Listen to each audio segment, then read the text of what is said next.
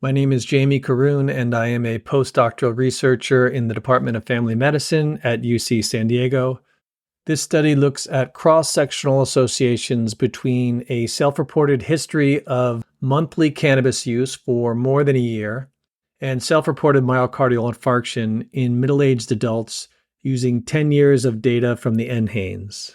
I am on the board of directors of CV Sciences, a manufacturer of hemp-derived CBD products.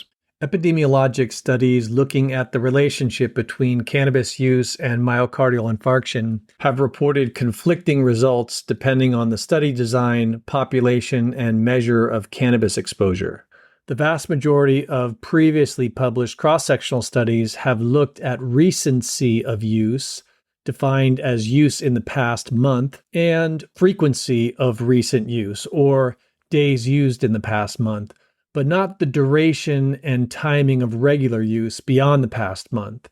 And so there is a lack of studies that look at the chronicity of use and the burden of disease that's associated with a duration of regular use. This was a cross-sectional study using 10 years of data from the NHANES. The NHANES is the largest health survey in the U.S. It is designed to produce a nationally representative sample. The analytic sample for this study included over 9,700 respondents between the ages of 35 and 59 years. The exposure was a self-reported history of monthly cannabis use for at least a year preceding an MI, and the outcome was a self-reported history of physician-diagnosed MI. We also looked at stratified analyses in the form of interaction analyses by sex, race, ethnicity, cigarette smoking status, age of first cannabis use, and recency of cannabis use. Approximately 57% of respondents reported ever using cannabis, and approximately 1/4 reported a history of monthly use for more than a year.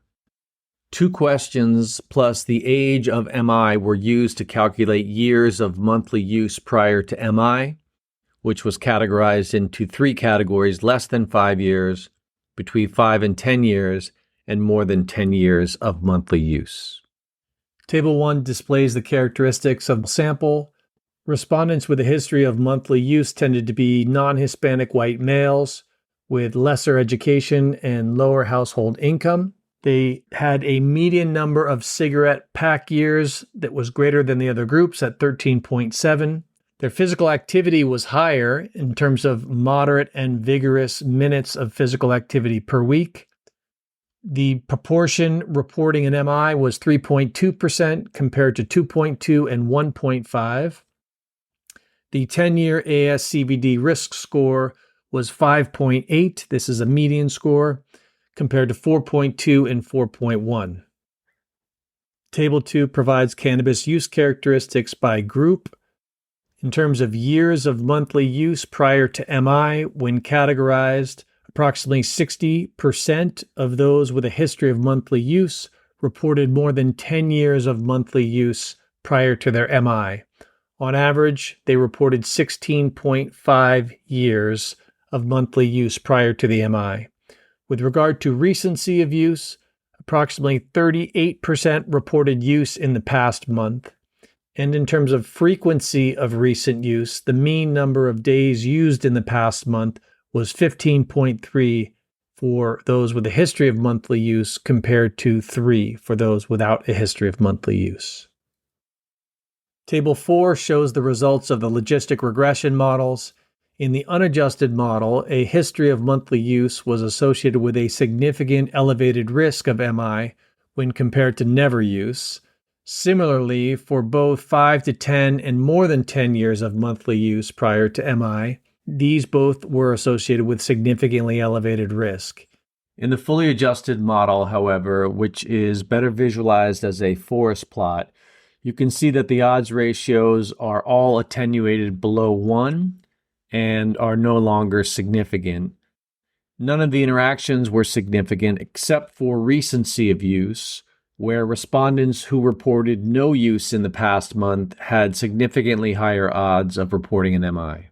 In conclusion, there was no association found between a history of monthly cannabis use and MI, except when stratified by recency of use. In this case, the odds were threefold greater when use was not reported within the past month.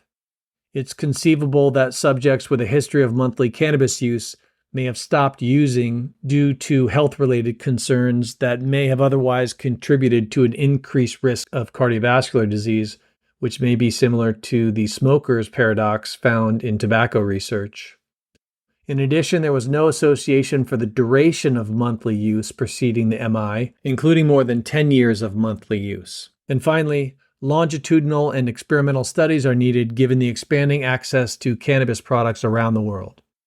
This study had limitations, including the cross-sectional design, the age limit of the NHANES drug use questionnaire, which is only administered to individuals up to 59 years of age for cannabis use questions, and the self-reported nature of the exposure and the outcome. Many thanks to my co-authors.